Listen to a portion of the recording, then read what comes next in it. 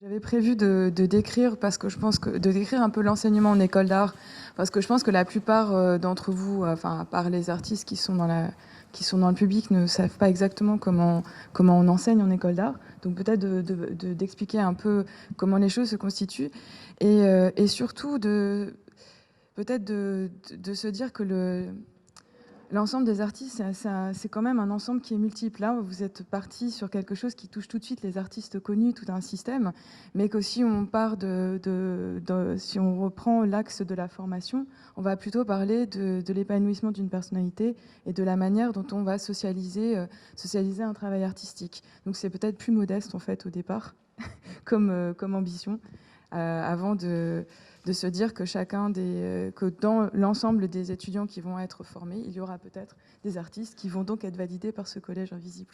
Mais beaucoup auront fait un autre parcours.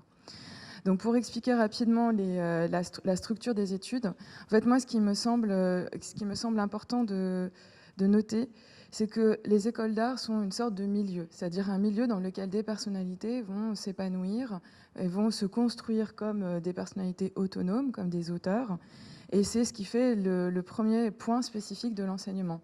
C'est-à-dire qu'on va se centrer la structure des enseignements sur l'étudiant, sur la manière dont lui-même va construire son parcours et faire faire des propositions originales. Ce qui ne veut pas dire qu'il n'y a pas d'apprentissage évidemment collectif, mais c'est vrai que c'est une démarche qui vise à l'individuation et à l'individualité. Donc cette pratique, elle maintient toujours en lien les enseignements théoriques et les enseignements pratiques, et c'est un milieu qui est foncièrement professionnalisant, c'est-à-dire que l'enseignement, c'est un enseignement justement par les pairs, c'est-à-dire d'artiste à artiste. Et c'est là aussi où je pense que dans un premier temps, la première légitimation du travail, elle est faite par les pairs avant d'être faite par un regard extérieur. C'est-à-dire que ça s'éprouve d'abord à l'intérieur de l'école et justement par la constitution d'un collège qui est un collège de pairs. Et du coup, c'est l'exposition publique, elle n'est pas première en fait. Je ne pense pas que ce soit le premier acte de légitimation du travail, mais au contraire, la reconnaissance à l'intérieur de l'école de l'idée qu'on va partager une expérience commune et qu'on est bien là dans l'idée qu'on suit un chemin commun. D'autant plus que le milieu de l'art contemporain, si on y réfléchit du point de vue des écoles, donc en fait, là ce sur quoi j'avais pensé baser ma communication était justement sur les principes qui ont été discutés entre les écoles d'art au sein d'une association qui s'appelle l'ANDEA et qui visait à définir collégialement ce qui nous semblait être les principes fondamentaux que toutes les écoles d'art, enfin françaises, puisque là il s'agissait d'une discussion entre écoles d'art françaises, pouvaient défendre. C'est-à-dire au-delà de toutes les différences, quelques principes très simples. J'espère que je ne vais pas être trop confuse et que vous allez bien entendre. Mais c'est vrai aussi que l'idée c'était d'engager ensuite la discussion, que vous posiez éventuellement des questions. Donc pour moi, je pense que ce premier temps de formation, il est au contraire la constitution d'un collège de pairs, et ça je pense que c'est important. Parce que la question de l'exposition publique du travail, elle est seconde. Donc, c'est donc un milieu dans lequel vous avez donc des professionnels, c'est-à-dire des artistes, des théoriciens qui sont tous des auteurs, c'est-à-dire qui vont soit produire quelque chose dans l'ordre de l'art, soit produire de la pensée, produire du texte. Il y a aussi des écrivains. Quand on dit art, on peut ouvrir en fait plus largement. Ce n'est pas seulement les artistes plasticiens, mais aussi les écrivains, les cinéastes, même si à l'origine, on a une école qui est plutôt centrée sur les arts plastiques. Donc ça, c'est pour expliquer le contexte général. La manière dont les enseignements se font a toujours cet aller-retour entre le fait de dispenser un savoir, mais on ne le dispense pas d'une manière purement théorique, on le dispense par l'expérimentation.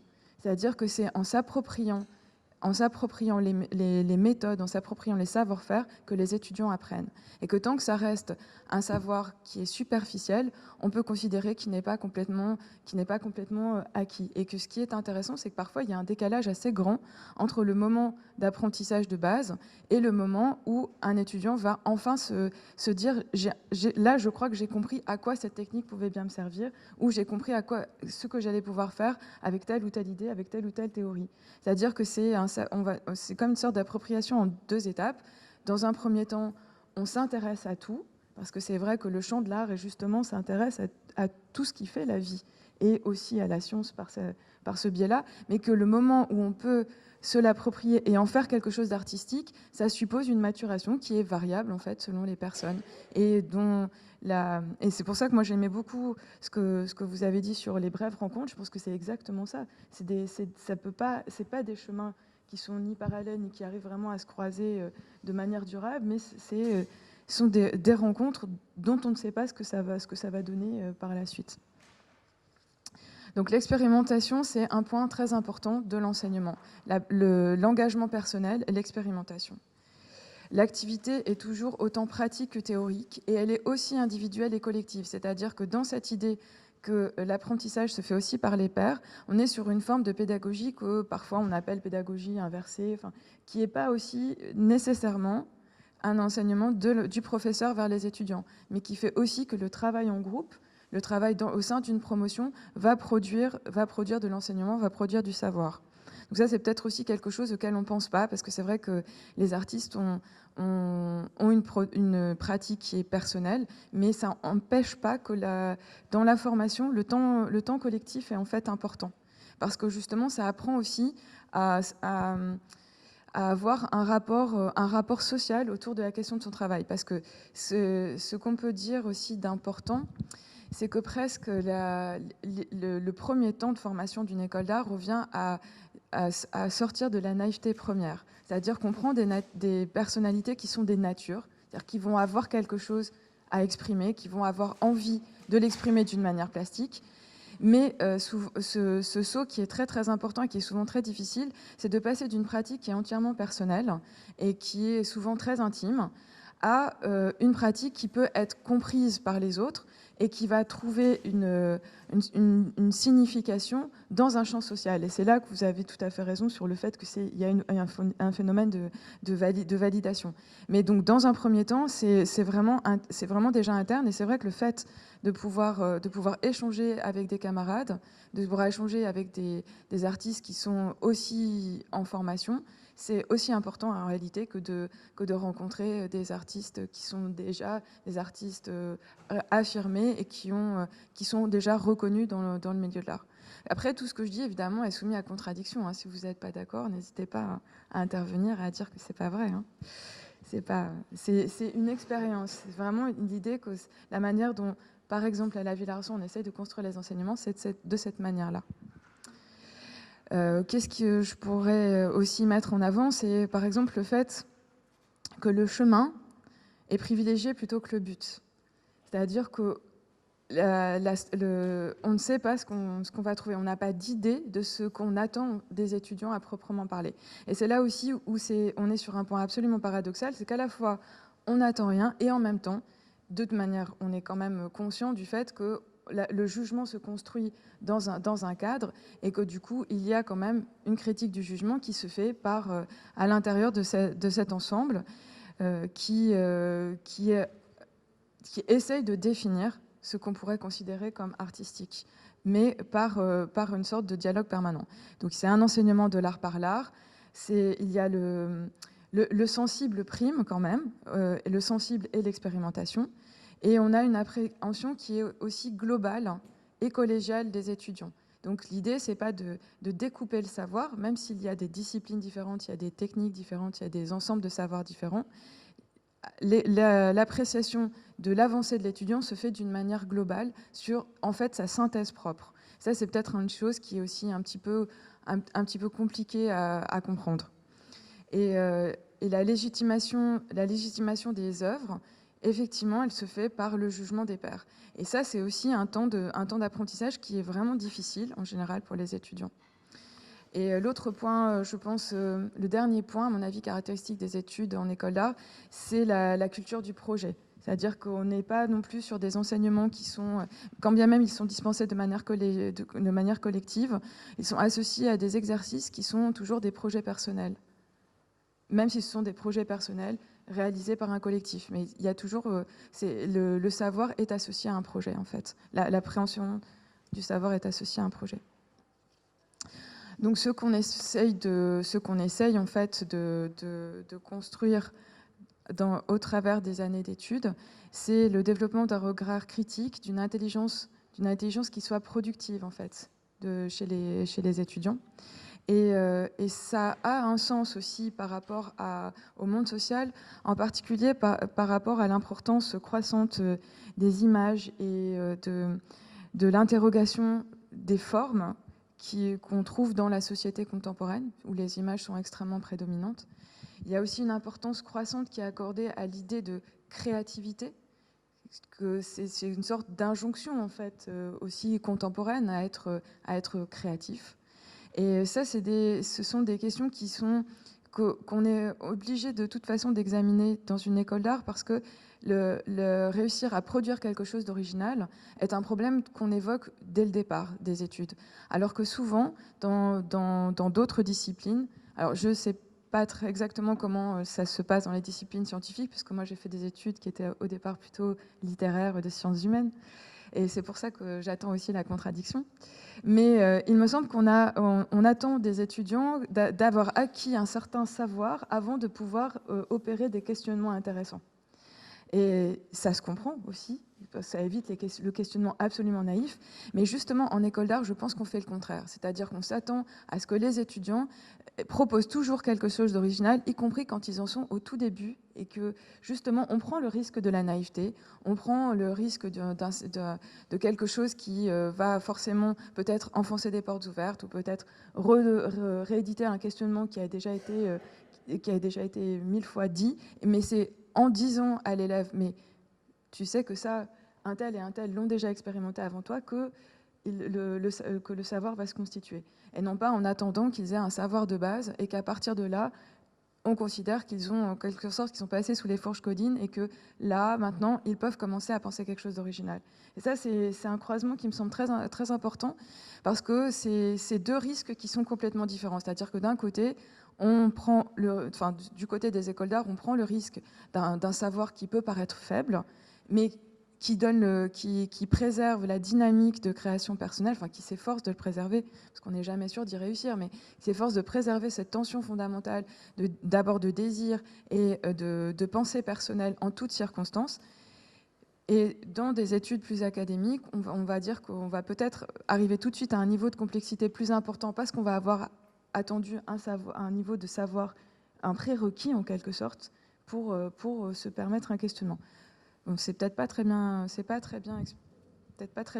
formulé, excusez-moi, mais j'espère que vous voyez un peu ce que je veux dire. L'autre point qui est très important dans les écoles d'art, c'est qu'on décloisonne le savoir. Donc on a en général une transversalité et une approche anachronique également des savoirs. Et ça, c'est totalement privilégié, parce que ça permet aussi justement les rapprochements inédits, la fermentation, une sorte d'espoir que quelque chose d'inédit va se produire.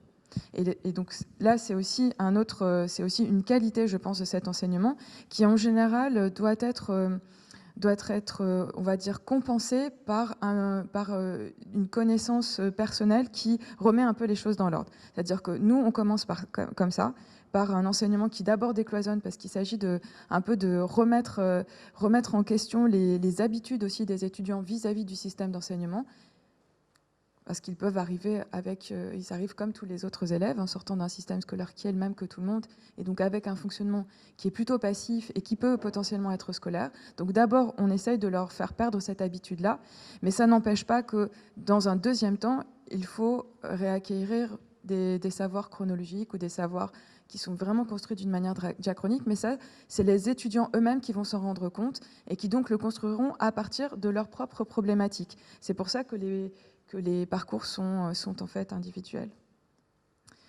Et la pratique aussi qui est privilégiée, disons que c'est la capacité critique. C'est-à-dire qu'il est vrai que le collège critique est d'abord celui des enseignants et des pairs, mais en fait, on espère que par cet échange, les étudiants finissent par construire leur propre relation critique et donc leur capacité en fait, de sujet à penser leur propre production.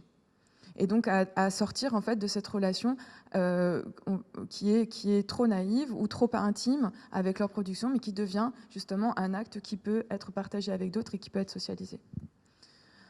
Voilà, ça c'est pour la structure globale des études, les principes sur lesquels ils s'appuient.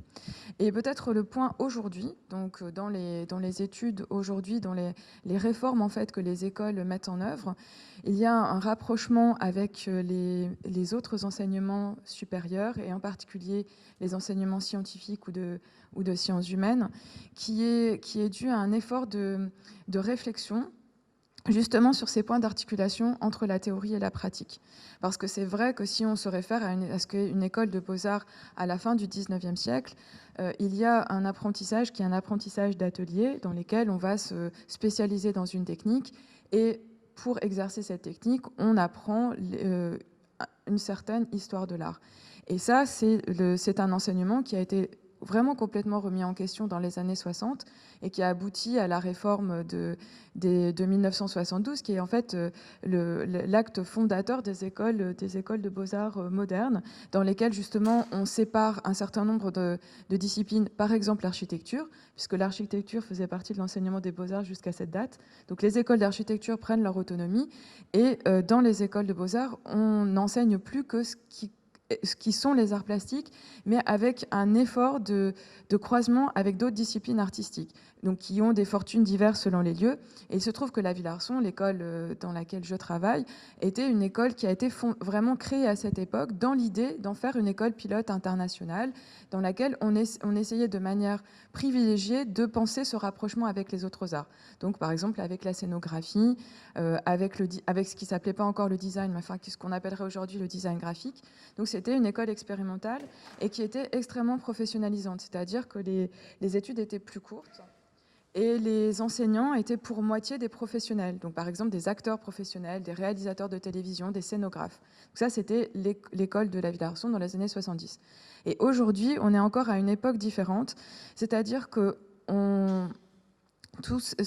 l'enseignement s'est recentré sur l'idée qu'il fallait une sorte de formation théorique générale en art, qui en fait permettent aux artistes d'avoir cette liberté, c'est-à-dire qu'on essaie d'appuyer sur vraiment la naissance d'une personnalité, du fait que l'objectif est de former des personnalités qui ensuite vont trouver leur chemin et leur mode d'expression artistique. Ça, c'est pour le dire un peu vaguement. Et dans les réformes auxquelles nous, on essaye de répondre aujourd'hui, qui sont justement le rapprochement des cursus, une sorte d'explicitation des cursus dans un cadre qui serait pensé de manière plus universitaire, donc le cadre LMD, licence, master, doctorat. Ça suppose d'avoir un regard encore différent sur la structuration des études. Et c'est aussi pour ça qu'on essaye de se poser plus de questions sur la nature même de ce qu'on transmet et sur la manière dont ça peut être organisé. Et sur le point par lequel on va dire que les expérimentations ont commencé, ce sont les projets de recherche. C'est-à-dire la manière justement dont on essaye de construire dans les écoles d'art les bases de ce qu'on pourrait appeler une recherche en art et qui, à la fois, fait quelque chose qui est différent de la recherche scientifique, mais qui essaye d'avoir des croisements.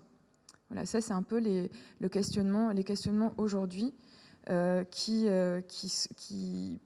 essaye de faire partager ce qui sont les qualités propres de l'activité artistique, à savoir son caractère prospectif, sa attention vers la certitude, son ambition aussi à conquérir des espaces inédits, et qui, d'une certaine façon, par ce biais-là, peut rencontrer d'autres questionnements qui prennent d'autres chemins, mais qui, à un moment, peuvent se nourrir aussi les uns les autres. Voilà. Je vais m'arrêter là.